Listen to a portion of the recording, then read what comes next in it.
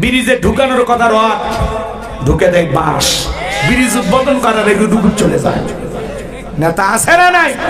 আর তাদের পিছনে 1.5 টাকার বিড়ি আর 3 টাকার চা খায়। কি স্লোগান! বল্টু ভাইয়ের চরিত্র ফুলের মতো পবিত্র, নামাজ পড়া একত্র, গাঁজা খাই বাজক্ত, গুমসুরিতে পাকা ভক্ত, শয়তানের 1 নাম্বার ভক্ত, হুজুরদের জন্য খুবই শক্ত, চুষে খাই গরিবের ভক্ত।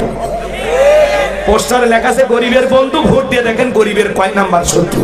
একটা বয়স্ক ভাতার কাঠ নিবে গেলে 2-1 হাজার খায়। আর নির্বাচনের আগে মাথায় টুপি, মুখে দাড়ি, গায়ে লম্বা পাঞ্জাবি নিয়ে হাজির হয় যারা, ভোটের নামাজি দ্বারা। আজান হওয়ার সময় মাইক বন্ধ।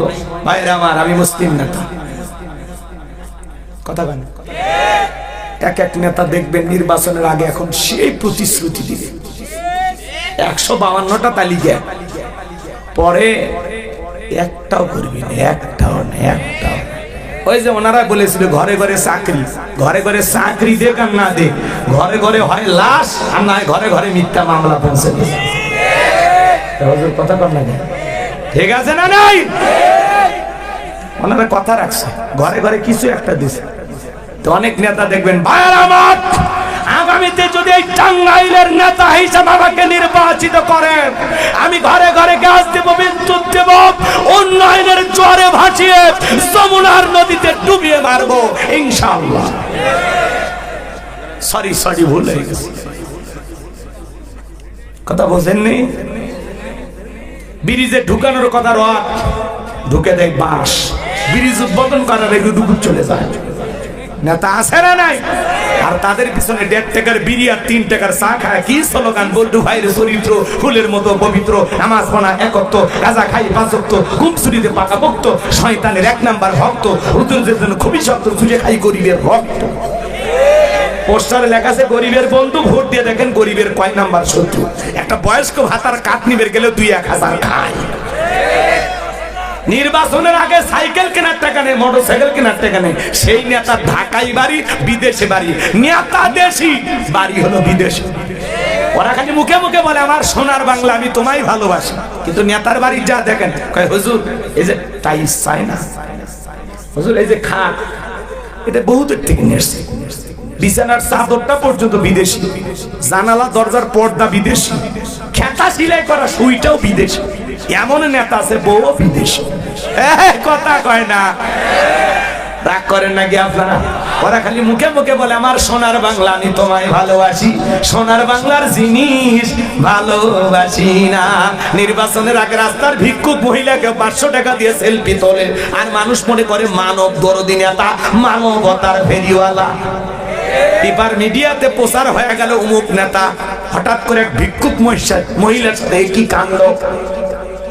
ধান্দা হলো ভাইরাল হওয়া, গরিব দুঃখীকে দেয়, ছবি তোলে, পেপার পত্রিকায় চলে যায়, আর মনে করে মানব দরদি নেতা। নির্বাচনের আগে কি সুন্দর অভিনয়, বলে মা আমার তো মা নাই, আপনাদের চেয়ারের মাঝে আমি আমার মা কি খুঁজে। নেতা তো না, অভিনেতা। আচ্ছা, একজন ছিল কথা বলার আগে কান্দে দিত, স্বজন হারানোর নেতা। অভিনয় কম করো প্রিয়, পাবলিক বুঝে গেছে যে এখন নেতারা অভিনয় জানে। কথা কর, আগামীতে চিন্তা ভাবনা করে কাজ করবেন। সৎ, যোগ্য, ভালো, নির্ভীক, আল্লাহওয়ালা, নামাজি এমন মানুষকে সমাজের নেতা বানাবে, যাদের কাছে আমানতের খেয়ানত হবে।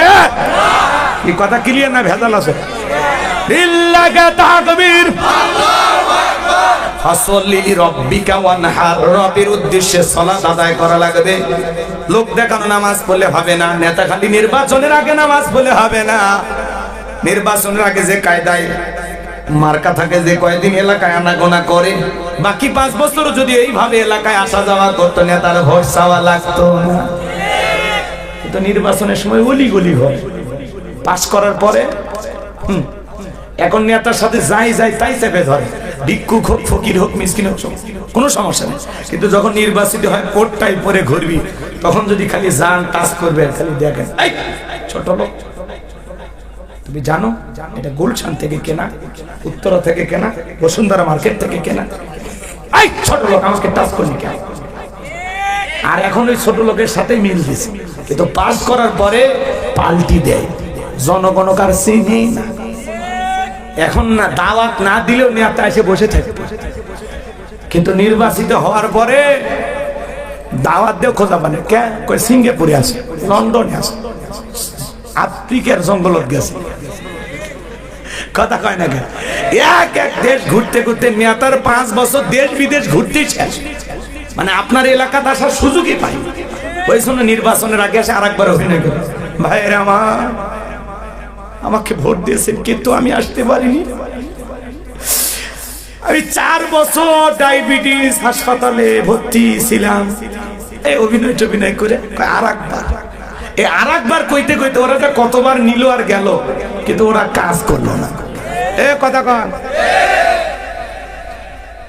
বিরক্ত হলে হতে পারে। যুবকেরা এমন এক মাহফিল দিচ্ছে টেকায় তোলা লাগবে না, ওই জন্য খালি দিয়ে যাচ্ছি, যেহেতু আমরা টেকা নেব না, তাই না? ভাতিজা রাগ করতেছো তোমরা? এগুলো ওয়াজ না, এগুলো ওয়াজ। সামনেতে বুঝে শুনে পা ফেলা লাগবে। টেন্ডারবাজি চাঁদাবাজি এই দেশে চলতে দেওয়া হবে না। যারা সমাজে দুর্নীতি করবে এদেরকে সমাজের নেতা বানাইলে ওই দুর্নীতির গুনাহের দায় আপনাকেও নিতে হবে। এটা ভালো করলে সব পারে, খারাপ করলে গুনার পার্সেন্টেজ নেওয়ার জন্য রেডি থাকে। এই কথা কন, ঠিক আছে? তাহলে ওই 5 ধরনের নামাজির কথা বুঝতে পারছেন তো এইবার? তাহলে ওর মধ্যে আমরা কি আছি? 1 নম্বরের মধ্যে আছি, ঠিক আছে তো ইনশাআল্লাহ। এইবার 2 নাম্বার ওয়ানহার। ওয়ানহার মানে কুরবানি করা, নিজের আমিত্বকে কুরবানি করা, অহংকারকে কুরবানি করা, নিজের ভিতরে থাকা পশু সুলভ আচরণকে কুরবানি করা, দেশের জন্য শহীদ আবু সাঈদের মতো কুরবানি হওয়া, মুগ্ধের মতো কুরবানি হওয়া, নিজের জানমাল সবটুকু কুরবানি করতে হবে কার কাছে? জোরে বলেন কার জন্য? ওয়ানহার মানে কুরবানি করা, খালি গরু ছাগল জবাই করার নাম কুরবানি না। 7 জন একটা গরু ভাগে কেনে, 4 জন দড়ি ধরে টানে, পিছন থেকে 3 জন ঠেলে, এমন দুর্বল গরু যেই গরুর উপরে বয়স্ক ভাতা ওয়াজিব, শরীরের সব হাত দেখা যায়, এমন দুর্বল গরু জবাই করলে হবে না। কুরবানি স্থান পর্যন্ত হাঁটে যাওয়ার শক্তি নাই। হুজুর বলে এটা জবাই করেন না ভাই। কয় হুজুর উপরে হাত দেখে গেলে ভিতরে গোশত সেট করা আছে, এমন গরু জবাই করবেন, এখান থেকে টান দিবেন বিশ্ব রোডে চলে যাবি, আবার ছেড়ে দিবেন আপনার ঘরে চলে আসবি, স্প্রিং করে গোশত চাবিয়ে খাওয়ার কোনো উপায় নেই। এই শুনো বাজান, এইরকম গাবি জবাই করলে হবে না। আল্লাহ বলেন তাসরুন নাদিরিন, চমৎকার একটা গাবি জবাই করতে হবে, হুষ্টপুষ্ট দেখতে সুন্দর। কথা বলেন ঠিক না? কুরবানির ওয়াজ আপনাদের মসজিদের ইমাম করবে, আমি করব না। শুধুমাত্র 3টা জিনিস আপনাদেরকে বলে যায়, যারা কুরবানি দেবেন 1 নাম্বার নিয়ত সহি, কুরবানি আল্লাহর জন্য। ইন্নামাল আমালু বিন্নিয়াত, প্রত্যেকটা কাজ নিয়তের উপরেই নির্ভরশীল। অনেকে বলে ছেলে মেয়ের জন্যই কুরবানি দেওয়া লাগবে, হুজুর না হলে মানুষের বস্তু দিকে তাকায় থাকে, এই লজ্জা। আমি আমার বাচ্চাদের কষ্ট সহ্য হয় না, অর্থাৎ কিস্তি তুলে হলেও আমি দেব। কিস্তি তুলে টাকা দিলে কুরবানি অবশ্যই মুফতি সাহেব হবে না? হবে না। কথা কন, হুজুর ফতোয়া দিয়েছে হবে না। শোনেন শোনেন শোনেন, আপনি কুরবানি দেবেন আল্লাহর জন্য। জবাই করার পরে ছেলে মেয়ে খাবে, আত্মীয় স্বজন খাবে, গরিব দুঃখী সবাইকে দিয়ে তো খাবে। কুরবানি করা মানে কি? ত্যাগ করা, উৎসর্গ করা, স্যাক্রিফাইস করা, বিলিয়ে দেয়া, বন্টন করা। ভোগের নাম কুরবানি নয়, ত্যাগের নাম হলো কুরবানি। অন্যের মুখে হাসি ফুটানোর নাম হলো কুরবানি। কথা বলেন ঠিক না? 2 নাম্বার, সুদের টাকা, ঘুষের টাকা, হারাম টাকা দিয়ে কুরবানি দিলে হবে না। আল্লাহ পবিত্র, তিনি পবিত্র বস্তুকে ভালোবাসেন। হালাল উপার্জনের টাকা দিয়ে কুরবানি দিতে হবে। 3 নাম্বার, ফাসল্লি লিরাব্বিকা ওয়ানহার, সালাত আদায় করো রবের জন্য, কুরবানিও করো রবের জন্য। আগে নামাজ পড়ো, তারপরে কুরবানি করো। এই 3টা যদি আপনাদের ভিতরে থাকে, সহি নিয়ত, টাকা হালাল, নামাজি হয়ে কুরবানি দিচ্ছেন। আপনি যদি 20,000 টাকার একটা ছাগলও দেন, 10,000 টাকার একটা ভেড়াও দেন, ওই ছাগল ভেড়া রক্ত জমিনে পড়ার আগে আরশের মালিক আল্লাহর কাছে কবুল হয়ে যাবে। বলুন সুবহানাল্লাহ। আল্লাহ বলেন ওয়ালা কি ইয়ানালুহু তাকওয়া মিনকুম। আল্লাহ বলে কয় লাখ টাকার গরু দিলে ওইটা দেখি না, আমি দেখি তোর অন্তর, তোর অন্তরে তাকওয়া দেখি। আপনার আমার অন্তরে যেটা আছে আল্লাহ সেটাকেই কবুল করবেন। কথা বলে ঠিক না?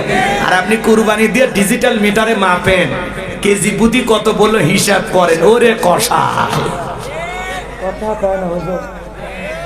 শরীফ ভাই রাগ করছেন? এগুলো আজকে আপনারা শোনেন নাকি? খারাপ লাগে? কুরবানি আল্লাহর জন্য 1000 টাকা কেজি পড়লো না 600 টাকা পড়লো, খবরদার ভাগ দিয়ে দেখবেন, মনে জান থাকে, আল্লাহ কবুল করেন, জোরে বলেন আমিন। 3 নাম্বার আয়াত আমার আল্লাহ বলেন ইন্না শানিয়াকা হুয়াল আবতার। আল্লাহু আকবার। আমার আল্লাহ ডেকে বলে নবী গো, যারা আপনাকে লেসকারানের বংশ বলে আপনি মন খারাপ করবেন না, ওই আবুল হাবুদ বাদশাহী বাবাদের বংশে বাদ জানার কেউ থাকবে না। নবী গো, আপনার ছেলে সন্তানগুলোকে আমি আল্লাহ পাক শিশুকালে নিয়েছি, এই জন্য মনের মধ্যে কষ্ট নেবেন না। এই পৃথিবীর জমিনে আপনাকে মহব্বত করা, আপনাকে ভালোবাসার কোটি কোটি রূহানি সন্তান আমি আল্লাহ পাঠাবো, যারা আপনার জন্য জীবন দিতে প্রস্তুত থাকবে। বলুন আল্লাহু আকবার। নবীজির অপমানে যদি না কাঁদে তোমার মন, মুসলিম নয় তুমি মুনাফিক, নবীজির দুশমন। পুরো পৃথিবীতে 700 কোটির উপরে মানুষ, এর মধ্যে 200 কোটিরও বেশি মুসলমান। আমরা হলাম সবাই নবীজির রূহানি সন্তান। আল্লাহু আকবার বলেন। ফ্রান্সের জালেমেরা নবীজির কার্টুন প্রদর্শন করে, নাকটা বেঁকা করে দিয়ে মুখে কয়েকটা দাড়ি লাগা, বলে ইনি মুহাম্মদ, জোরে কর নাউজুবিল্লাহ। মুহাম্মদ মানে প্রশংসিত। আপনার আমার নবীর কার্টুন প্রদর্শন করে যে সমস্ত জালেমেরা, বলেন তো বাজান আমার নবী কি দেখতে কার্টুনের মতো? এই পৃথিবীর কোন মানুষের কাছে নবীর ছবি কি আছে? এই পৃথিবীর সবচাইতে সুন্দর মানুষটির নাম মুহাম্মদ রাসূলুল্লাহ সাল্লাল্লাহু আলাইহি ওয়াসাল্লাম, যে নবীর চরিত্রের সার্টিফিকেট আল্লাহ দিয়ে বলেন ওয়া ইন্নাকা লাআলা খুলুকিন আযীম। নবী গো, আপনি হলেন পুত পবিত্র মহান চরিত্রের অধিকারী। আযীম আরবিতে এমন একটি শব্দ যার গভীরতা মাপা যাবে না। আটলান্টিক মহাসমুদ্রের কিনারায় দাঁড়িয়ে কেউ যদি চামচ দিয়ে ছেঁচা শুরু করে, বলেন তো বাজান কি বলবে? লোকটা পাগল। আটলান্টিক মহাসমুদ্রের পানি হয়তোবা চামচ দিয়ে কোনো না কোনো দিন হয়তোবা চামচ দিয়ে শুকানো সম্ভব হলে হতেও পারে, কিন্তু নবীজির চরিত্র নিয়ে আলোচনা করে শেষ করা যাবে না, এর কোনো কুল কিনারা নাই। বলুন সুবহানাল্লাহ। যে নবী 63 বছরের জিন্দেগিতে একটি মিথ্যা কথা বলেননি, এমন বিশ্ব রেকর্ড পৃথিবীর আর কোন নেতার আছে? জীবনে কখনো তুমি মিথ্যে বলনি, তাই তো তোমায় পেতে কাঁদে এই ধরণী। জীবনে কখনো তুমি মিথ্যে বলনি, তাই তো তোমায় পেতে কাঁদে এই ধরণী। জোরে বলে মারহাবা। সেই নবীকে আদর্শ নেতা মানতে রাজি আছেন তো ইনশাআল্লাহ? 63 বছরের জিন্দেগিতে একটি মিথ্যা কথা বলেননি মুহাম্মদ রাসূলুল্লাহ সাল্লাল্লাহু আলাইহি ওয়াসাল্লাম। আল্লাহু আকবার। কেমন মহামানব ছিলেন, কি সুপার কোয়ালিটির মহামানব ছিলেন, কেমন মানুষ ছিলেন। সেই নবীকে ওলীদ বিন মুগীরা গালি দিয়ে বলতো, অকাত্য ভাষায় বিশ্ব নবীকে গালি দিত। আল্লাহ আয়াত নাযিল করে বলেন উতুল্লিম বাদা যালিকা জানিম। নবী গো, এই ওলীদ বিন মুগীরা আপনাকে গালি দেয় কারণ এ হলো পিতৃ পরিচয়হীন জারর সন্তান, এর জন্মে ঠিক নাই। নবীকে গালি দিবে যারা, বাস্টার্ড তারা, জারর সন্তান তারা। ওরা বাস্টার্ড। কথা বলে শোনেন, 2 মিনিটে কথাটা বলে দিয়ে যায়, রাগ করেন নাকি? ছেলেরা বৈধ না বৈধ জানে কে? ফ্যাক্টরি মালিক, তার মানে মা। ওলীদ বিন মুগীরা বলতেছে নবী এত বড় কথা, আমার জন্মের ঠিক নাই, আপনি থাকেন, আমি আমার মায়ের কাছে যাই। তার মায়ের নাম ছিল ঝরনা। যা বলে মা করবি না কোনো তাল বাহানা। নবী আমাকে বলেছেন উতুল্লিম বাদা যালিকা জানিম, আমি নাকি পিতৃ পরিচয়হীন যারা সন্তান, আমার নাকি জন্মের ঠিক নাই। ওলীদ বিন মুগীরার মা বয়স হয়ে গেছে, দেখে বলে বাবা আমারও বয়স হয়ে গেছে, মিথ্যা আমি বলবো না, এক পা কবরে চলে গেছে। আর মনে মনে ভাবতেছে এত গোপন তথ্য নবী জানলো কেমনে? নবী তো জানতেন না, নবীকে জানিয়ে দিয়েছেন তিনি কে। ওলীদ বিন মুগীরার মা বলতেছে বাবা ব্যবসা বাণিজ্যের কাছে তোর বাবা এতটাই ব্যস্ত থাকে, তোর বাবা ব্যবসা চেনে, টাকা চেনে, কিন্তু তোর মায়ের মন বোঝে না, সে যে কেন আসে না, কিছু ভালো লাগে না, এবার আসুক তারে আমি মজা দেখাবো। ভাইরা যখন বিদেশে থাকে দেবররা ভাবির দরজায় স্লোগান দেয়, ভাবি ভাইয়া তোমার বর, আমি যে দেবর, ভেবে দেখো ভাবি কার কত দাবি, ভাই গেছে মারলো সে, আমরা তো দেশে আছি। কথা বলে ডিজিটাল ভাবি এই কথাগুলো শুনে খুব খুশি হয়। এমনও দুষ্ট দেবর আছে মাঝে মাঝে ভাবির ঘরে ঢুকে বলে ভাবি আপনার চেহারার দিকে তাকাইলে মনে হয় না যে আপনার বিয়ে হয়েছে। আপনি যে 2 বাচ্চার মা, বুঝাই যায় না, কথা কয় না। ভাবিও ডিজিটাল, ভাবি কথাগুলোকে এনজয় করে। ভাবি যদি নেককার হইতো, দিনদার হইতো, আল্লাহওয়ালা হইতো, আল্লাহর ভয় যদি ভাবির অন্তরে থাকতো, ভাবি ডেকে বলতো কুল্লিল মুমিনিনা গুদ্দুনা মিন আবসারিহিম। হে দেবর, আল্লাহ বলেছেন মুমিন পুরুষের দৃষ্টি থাকবে নিচের দিকে। আমাকে দেখার অধিকার তোর ভাইয়ের আছে, তোর জন্য আমাকে দেখা জায়েজ নাই, ঘর থেকে বের হয়ে যা। মা বোন যারা আবার শুনতেছেন, মা 2টা পুরুষ হতে 2 কিলোমিটার দূরে থাকবেন। একটা দেবর আর একটা দুলে ভাই, এরা হলো মৃত্যু তুল্য বিষাক্ত সাপের চাইতেও ভয়ঙ্কর। এই সমাজ শেষ হয়ে গেছে। এই 2টা পুরুষের দ্বারা মা বোনেরা অনেক নির্যাতনের শিকার হয়, কিন্তু কাউরে প্রকাশ করতে পারে না। মাঝে মাঝে দেখেন না, দেবরকে নিয়ে ভাবি উধাও, দুলে ভাইয়ের সাথে শালি ভাইকে গেছে, নেটওয়ার্ক খুঁজে পাওয়া যাচ্ছে না, আছে না নাই? এই সমাজকে সবচাইতে বড় গ্রাস করছে এই মোবাইল।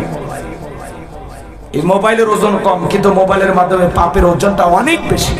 হাতে হাতে মোবাইল, হাতে হাতে গুনাহ। কথা বলেন। রাতের আধারে দরজা লাগায়া একা একা কম্বলের ভিতরে, ল্যাপের ভিতরে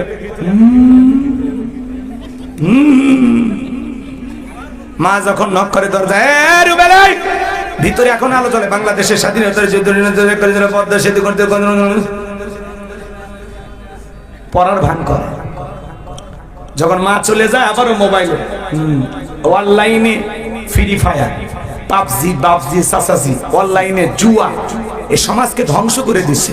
ইয়াবা আসক্ত। কথা বলে না কেন? আপনাদের এলাকার ছেলেরা ভালো, এরা ইয়াবা খায় না, এরা শরবত খায়। এলাকায় নেশা করে, অভাব নাই। একটা সন্তান যদি নেশা করে, ওর পরিবারকে ধ্বংস করে দেয়। কথা বলেন। নেশা দ্রব্য করো না বাবা, শরাব পান করো না, মদে আবার ফেন্সিডিল, গাঁজা, মদ এগুলো খাইও না, এগুলো মাতলামি করো না। আল্লাহ যেন যুব সমাজকে হেদায়েত দান করে। যেই মুখে মা, সেই মুখে মাদক তোলা যাবে, মাদককে না বলুন। আল্লাহ যেন যুব সমাজকে হেদায়েত দান করেন। জোরে বলেন আমি। শুনেন শুনেন, শেষ কথাগুলো বলে দিয়েছে। খারাপ লাগে? দোয়ার দিকে গেলে ভালো হয়। ওর মেলা রাত হয়েছে, আমি তো মনে করি কেবল 12টা বেজেছে। 12টা পার হয়ে গেছে। তাকবীর দেন, লিল্লাহ তাকবীর। তাহলে যুব সমাজকে কি নষ্ট করছে? মোবাইল। কি নষ্ট করছে? আমি কি বলবো? রাগ করবেন না। দেশে মোবাইল আইছে, চিঠি বন্ধ হইয়াছে, দিওয়ানা বানাইছে, পোলা মাইয়ার মনের কথা ভাসে বাতাসে। ও দেখো পোলা পানের মন বাদা ফেসবুকে এখন, ও দেখো পোলা পানের মন বাদা ফেসবুকে এখন, মোবাইলে চ্যাটিং কইরা কাটায় সারাক্ষণ। এই মোবাইল পাইয়া দেখো মদনের মাইয়া, এই মোবাইল পাইয়া দেখো মদনের মাইয়া কি কাণ্ড ঘটাইছে। স্বামী সংসার রাইখা নাকি পলাইয়া গেছে, সে যে স্বামী সংসার রাইখা নাকি পালাইয়া গেছে। 2 বাচ্চার মা, 4 বাচ্চার মা পরকীয়া প্রেম করে আরেকটা ছেলের হাত ধরে পালিয়ে যায়। যে নারী স্বামী রেখে সন্তান রেখে আরেকটা ছেলের হাত ধরে পালিয়ে যায়, ওটা হলো নারী জাতির কলঙ্ক, ওটা পাশানি ডাইনি, বিশ্বাসঘাতক নারী। কেমনে পারলা বোন? ও মা, তুমি কেমনে পারলা তোমার স্বামী রেখে সন্তান রেখে আরেকটা ছেলের হাত ধরতে? কেমনে পারলা? আমার স্বামী খারাপ। এই মহিলা, তোমার স্বামী কি ফেরাউনের চাইতে খারাপ?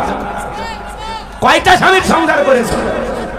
বিয়ের আগে সবাই মিষ্টি মিষ্টি কথা বলে, বিয়ের পরে টের পাবেন 3 মাসে আসল রূপ বের হয়ে আসবে। ধৈর্য নিয়ে সংসার করতে হয়।